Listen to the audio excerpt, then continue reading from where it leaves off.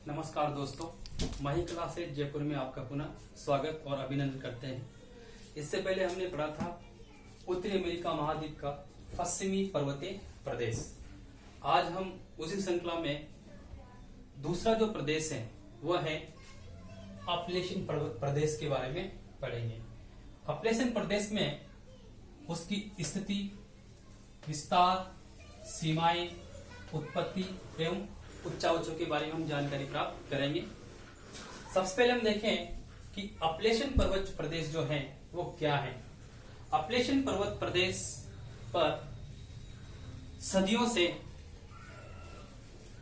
नदियों द्वारा, हिम नदी द्वारा अपर्दन करके उसे काट काट कर एक संप्राय मैदान में परिवर्तित कर दिया है और इस प्रकार अपलेशियन प्रदेश जो है एक उत्थित संप्राय मैदान का विशेषता रखता है।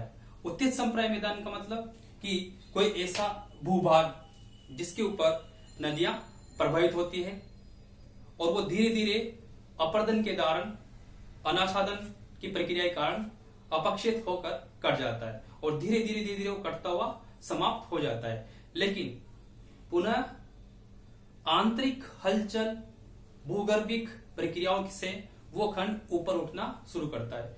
ऊपर उठता है तो नदियां पुनः उस पर काटना शुरू करती है, क्योंकि नदी की बहाव शक्ति जो है, बहने की जो शक्ति है वो तीव्र हो जाती है और नदी पुनर्युवन में समय हो जाती है, उसका रिजुनेशन हो जाता है और वो पुनः वापस उस पठार को यानी उस क्षेत्र को काटना शुरू कर देती है।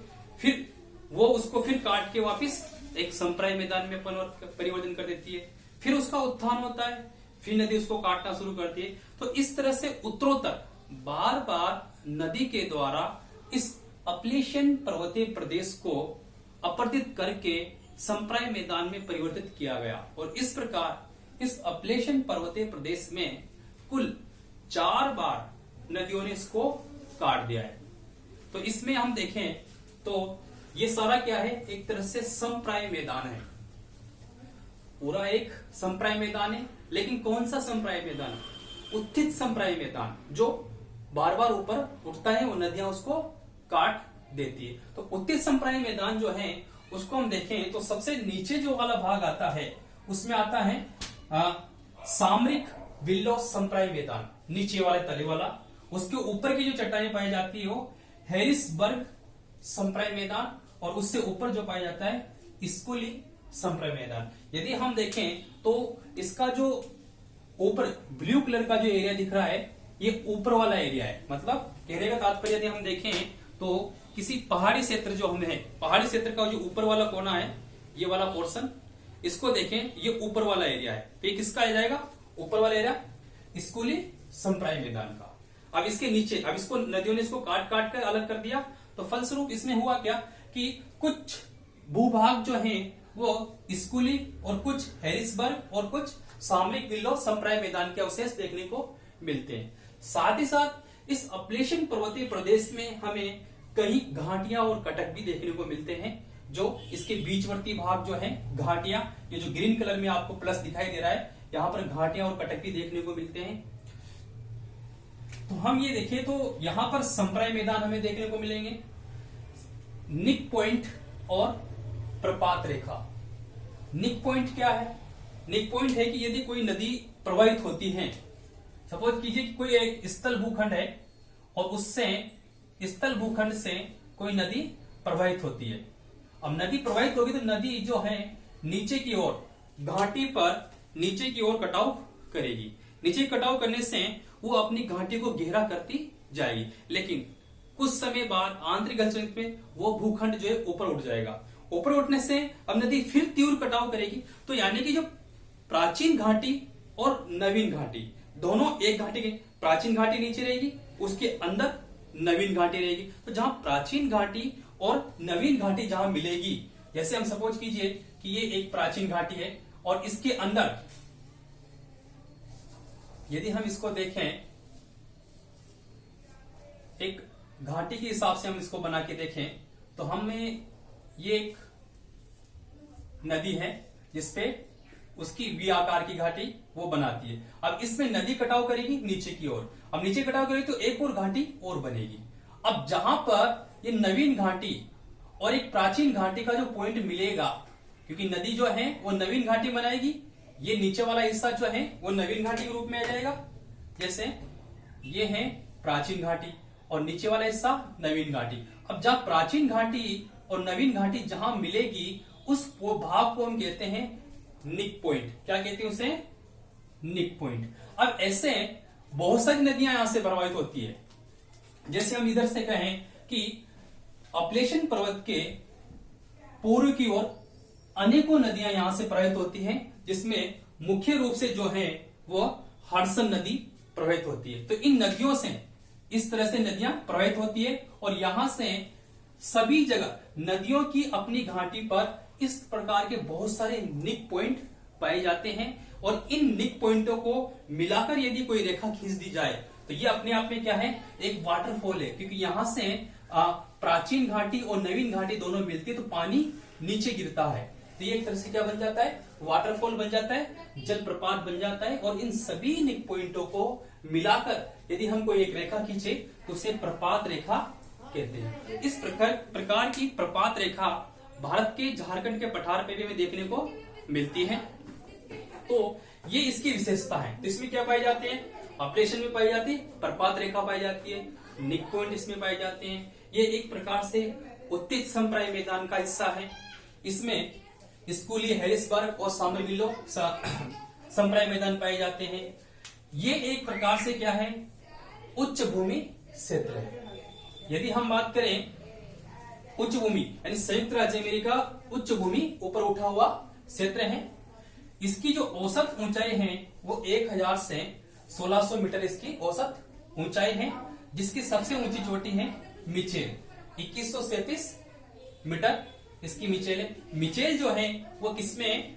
स्कूली संप्राय मैदान पर स्थित है। स्कूली संप्राय मैदान का मतलब ये ब्लू कलर वाला पार्ट। ये ब्लू कलर वाला पार्ट जो है यहां पर मिचेल चोटी स्थित है। मिचेल चोटी संयुक्त राज्य अमेरिका के उत्तरी कोरोलिना संयुक्त राज्य अमेरिका के उत्तरी कोरोलिना राज्य के ब्लू पर्वत पर मिचेल चोटी स्थित है। तो ये इसकी स्ट्रक्चर किसका है? स्कूली पेनिप्लेन का। तो इस तरह से हमने इसमें और मिचेल के बाद हम देखें तो इसमें हम ये जो अपलेशन पर्वतीय प्रदेश हैं इसके दक्षिण में जो भाग है, यानी इसके विस्तार की हम बात करें कि ये तो हमने देखा था कि इसका सामान्य इंट्रोडक्शन, इसमें क्या क्या इसकी विशेषताएं हैं। अब इसकी विस्तार की हम बात करें तो बेसिक रूप से इसका जो अक्षांश विस्तार है वो 30 डिग्री उत्तरी अक्षांश से 50 डिग्री उत्तरी अक्षांश के बीच में पूरा फैला हुआ है। कुल मिला के 20 डिग्री अक्षांश विस्तार ये रखता है, क्योंकि यदि हम 50 में से 20 को माइनस कर दें तो हमारे पास यहाँ कितने हो जाएंगे?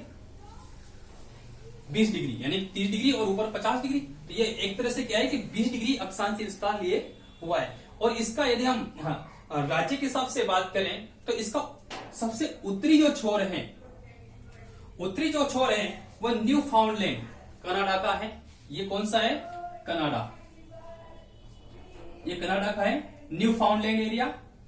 और ये दक्षिणी जो छोर है वह अल्बामा और जॉर्जिया, जो संयुक्त राज्य के, यानी कि कहां से कहां तक फैला हुआ है? न्यू फाउंडलैंड से अल्बामा और जॉर्जिया स्टेट तक फैला हुआ है। ये इसका अधिकांश हिस्सा संयुक्त राज्य अमेरिका के अंतर्गत आता है। कुछ आंशिक हिस्सा जो है न्यू फाउंडलैंड वो कनाडा देश के अंदर भी स्थित है।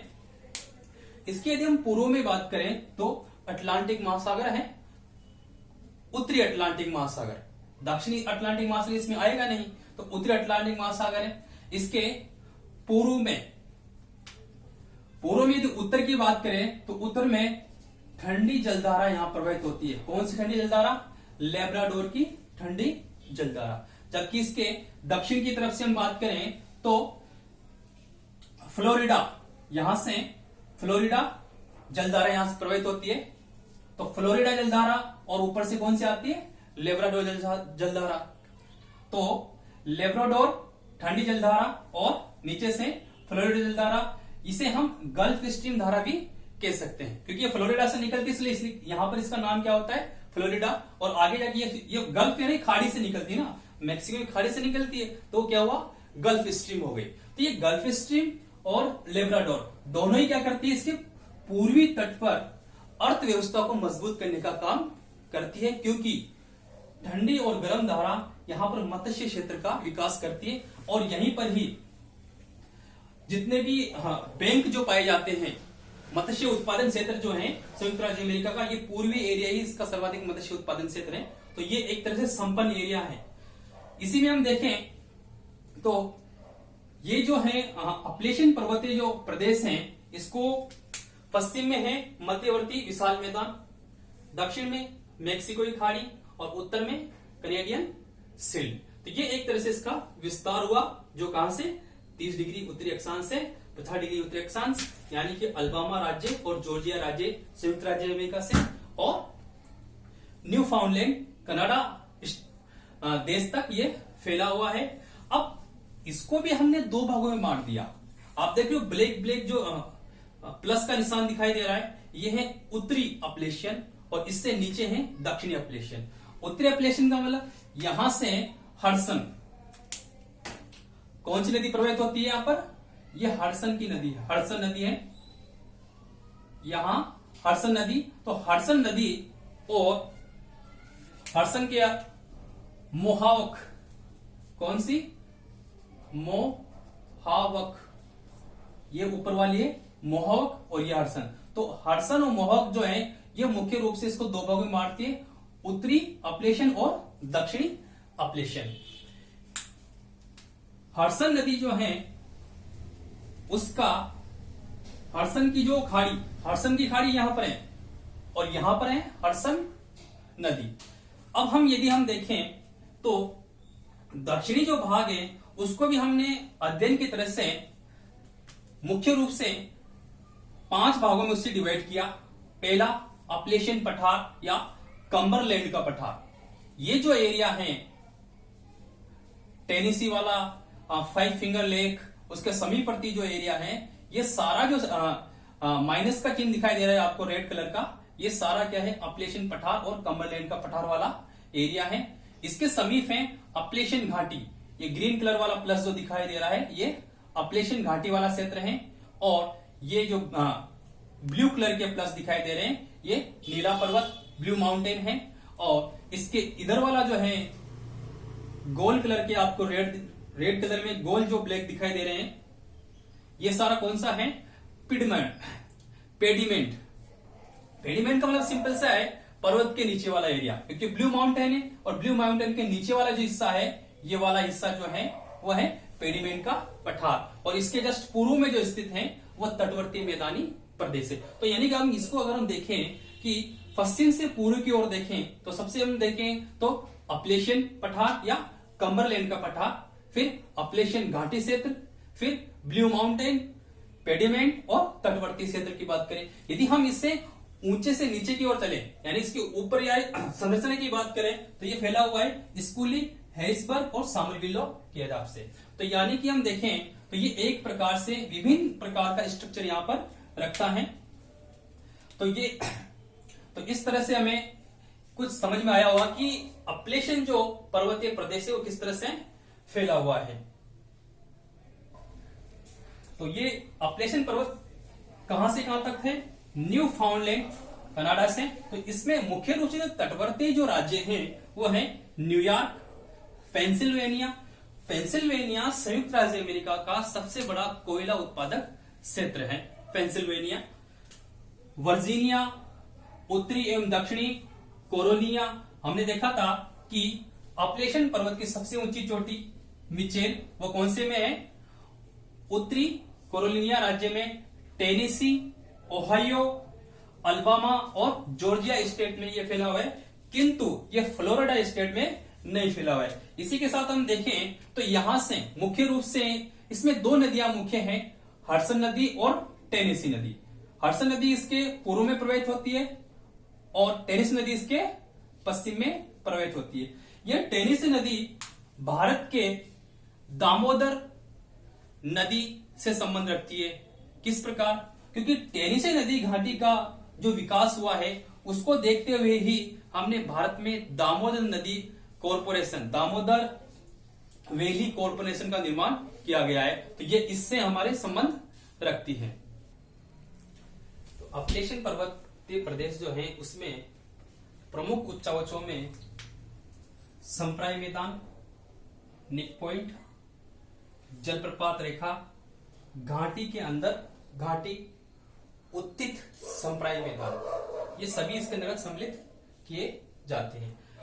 एक बार हम पुनः इसको अगर देखें कि निक पॉइंट क्या है और प्रपात रेखा क्या है। निक पॉइंट को हम देखें तो इसको हम इस तरह से समझे कि जहां से नदी निकलती है, कि किसी एक पर्वतीय क्षेत्र से नदी निकलती है और वो किसी समुद्र में जाके गिरती है, तो वो किसी पहाड़ की चोटी से जब निकलेगी तो वो प्रवाहित होती हुई समुद्र में जाके विलीन हो जाती है। तो यानी कि जहां से नदी निकलती है और यानी वो उसका उद्गम, और जहां नदी गिरती है वो उसका मुहाना। तो उद्गम से मुहाने के बीच में उसकी एक रेखा बनती है, उसे नदी कर्व कहा जाता है। क्या कहा जाता है उसे? नदी कर्व उसे कहते हैं। तो नदी कर्व जो है वो क्या हुआ, इस तरह से एक नदी कर्व हो गया। अब ये नदी कर्व का मतलब है कि घाटी के सहारे चलेगा। यदि मान लो कोई नदी घाटी बनी हुई है तो नदी घाटी में ही नदी कर्व बनेगा। तो इसको समझ ले तो आपको ये ध्यान होना चाहिए कि नदी कर्व किस तरह से है, यानी मुहाने से लेकर नदी के उद्गम से लेकर नदी के मुहाने तक के बीच में जो रेखा होगी वो एक नदी कर्व कहलाएगा। अब उसको समझने के लिए हम देखें तो सबसे पहले हम देखें कि किसी भी पर्वतीय प्रदेश से यदि कोई, ये हम एक छोटा सा मॉडल हम देख लेते हैं समझने के लिए। तो हम इसमें देखें कि ये एक दो स्ट्रक्चर हम यहाँ बनाते थे, प्लस प्लस से हमने एक अलग और ये माइनस माइनस में, ये स्ट्रक्चर हम इसमें देखें। तो अब यदि किसी कोई नदी इसमें से प्रवाहित होती है तो नदी जो प्रवाहित होगी वो घाटी बना के प्रवाहित होती है। एक नदी जो है वो घाटी के रूप में प्रवाहित होगी। तो यहां पर हम देखें तो एक घाटी के रूप में नदी बहेगी इस तरह से।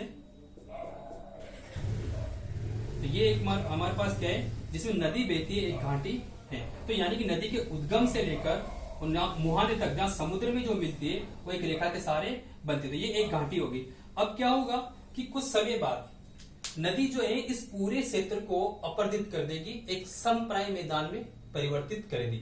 लेकिन फिर भूगर्भिक हलचलों के कारण ये स्थलखंड ऊपर उठेगा तो फिर ये घाटी तो उसमें पहले से बनी हुई थी सही, लेकिन अब जब घाटी है तो अब नदी क्या करेगी, नदी की कटाव शक्ति जो है उसमें वृद्धि हो जाएगी, अपरदन शक्ति में उसमें वृद्धि हो जाएगी और वो फिर इसको गहरा काटना शुरू करेगी और फिर घाटी के अंदर फिर एक और घाटी बन जाएगी। यानी कि पहली घाटी ये हो गई इस तरह से, फिर उसके अंदर फिर एक और घाटी, तो यानी घाटी के अंदर घाटी बन जाएगी। अब ये हो गई पहली वाली घाटी और ये दूसरी घाटी, तो यानी कि गहरी और गहरी होती जाएगी। तो इस तरह से घाटी के अंदर घाटी बनती जाती है। तो ये भी इस क्षेत्र की प्रमुख विशेषता है, घाटी के अंदर घाटी, वैली इन वैली इस क्षेत्र की प्रमुख विशेषता है।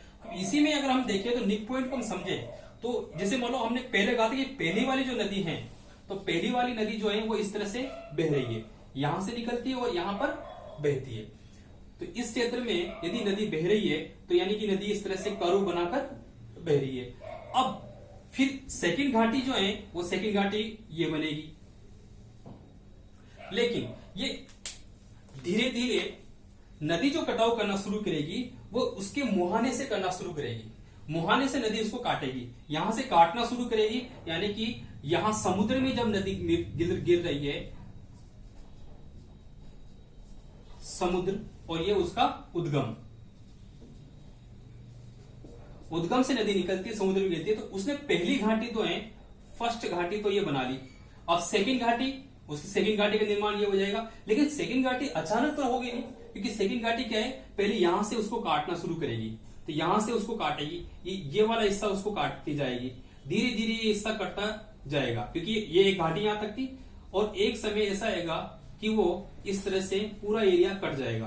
तो यहां से अब ये नई नवीन घाटी है, ये तो फर्स्ट घाटी हो गई, और ये नीचे वाला जो एरिया है वो कौन सा है, द्वितीय घाटी है। तो यानी द्वितीय घाटी और पहली घाटी का जहां मिलन क्षेत्र होगा वो क्या कहलाएगा, उसका निक पॉइंट।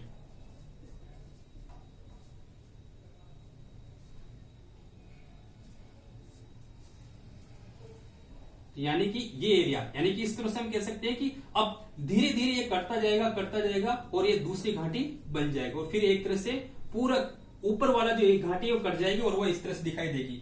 घाटी, ये पहली घाटी और ये दूसरी घाटी, तो इस तरह घाटी से अंदर घाटी दिखाई देती। तो ये एक तरह से निक पॉइंट होता है। इसी प्रकार इसमें हम देखें तो अब ये तो एक नदी पर है, लेकिन यहां पर बहुत सारी नदियां बह रही है, तो यानी कि ये क्या है, एक निक पॉइंट है। अब यहां से पुरानी घाटी और नवीन घाटी का जो मिलन क्षेत्र है मुख्य रूप से वो आपका कहलाता है निक पॉइंट, और ऐसे सभी नदियों में यहां पर देखने को मिलता है। तो इन निक पॉइंटों के सहारे यानी कहां पर, पिडमाउंट पठार और तटीय मैदान, पिडमाउंट पठार और तटीय मैदान के बीच में यहां से यहां तक एक रेखा के रूप में ये खिंची हुई है। पिडमाउंट पठार और तटीय मैदान के बीच में जलप्रपात बनाती है। बहुत सारी नदियां यहां से निकलती है और समुद्र में गिरती है और घाटी के अंदर घाटी बनाती है और यहां पर निक पॉइंट बनते हैं। ये अपने आप में जलप्रपात बनाती है, तो ये एक जलप्रपात रेखा कहलाती है। अपलेशन पर्वतीय प्रदेश की यदि हम उत्पत्ति देखें तो पूरा अपलेशन पर्वत जो है एक तरह से भूसंगति वाला क्षेत्र है, क्योंकि प्राचीन काल में यानी कि पैलेजोइक कल्प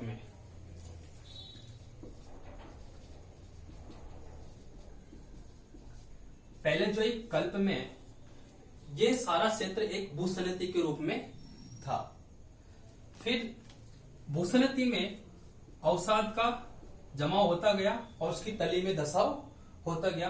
फलस्वरूप इसके जो किनारे वाले जो भाग हैं वो संपीड़न बल के कारण, धसाव बल के कारण, दबाव बल, क्योंकि दबाव नीचे जाएगा, फलस्वरूप दोनों जो किनारे वाले भाग है वो समीप आएंगे और उनमें वल्लन होना शुरू होगा, मुड़ाव होना प्रारंभ हो जाएगा और कुछ पर्वत श्रेणियों का दोनों तरफ निर्माण हो जाएगा। जैसे हम एक तरह से देख सकते हैं कि ये जो इस तरफ का जो भाग था वो यानी कि पश्चिमी काली लहर का भाग बना और इधर वाला जो भाग है वो अपलेशन का पर्वत का भाग बना और बीच में मैदानी क्षेत्र, जिसे कोपर ने इस सिद्धांत के आधार पर इसकी उत्पत्ति को बताया कि अपलेशन पर्वत की जो उत्पत्ति है वो किस तरह से अपनी भूसंगति के आधार पर। भूसंगति क्या मतलब, भूसंगति का मतलब है एक ऐसा संकरा, लंबा संकरा और उथला गर्त, वो क्या कहलाता है, भूसंगति कहलाता है। तो इस भूसंगति में मलबा का जमाव होता गया और दोनों तरफ से दबाव पड़ने पर और नीचे की ओर दबाव पड़ने पर किनारे वाले जो भाग है वो वल्लित हो गए और कालांतर में वही भाग क्या कहलाया, अपलेशन, पूर्व का जो भाग है वो अपलेशन पर्वत कहलाया। अपलेशन पर्वत एक तरह से रेड कैटेन के रूप में कार्य करता है। इसका ये वाला जो भाग है ये रेड कैटेन के रूप में, अब इस भाग में रेड कैटेन मतलब ये अपलेशन का पठारे वाला एरिया, अपलेशन का पठारे वाला एरिया जो है रेड कैटेन के रूप में है, जबकि इसका जो पूर्वी भाग है ये वाला जो एरिया है पेडिमेंट वाला एरिया और तटीय भाग ये उत्थान के फलस्वरूप निर्मित हुआ है। तो यानी कि ये तो हुआ किससे, संपीड़न बल से, और इस ये जो हिस्सा है, पूर्वी जो हिस्सा है पिडमाउंट पठार है, ये उत्थान के फलस्वरूप निर्मित है। तो यहां पर हमें एक पश्चिम का जो भाग है वह रेड कैटेन के रूप में है और पूर्व का जो भाग है वह उत्थित भूखंड के रूप में है। तो इस प्रकार इसकी उत्पत्ति के बारे में हमने देखा कि इसकी उत्पत्ति किस प्रकार है। तो हमने सामान्य रूप से इसको समझने का प्रयास किया है कि अपलेशन पर्वतीय प्रदेश जो है वह किस प्रकार से उसकी उत्पत्ति है, उसका विस्तार कहां से कहां तक फैला हुआ है। धन्यवाद।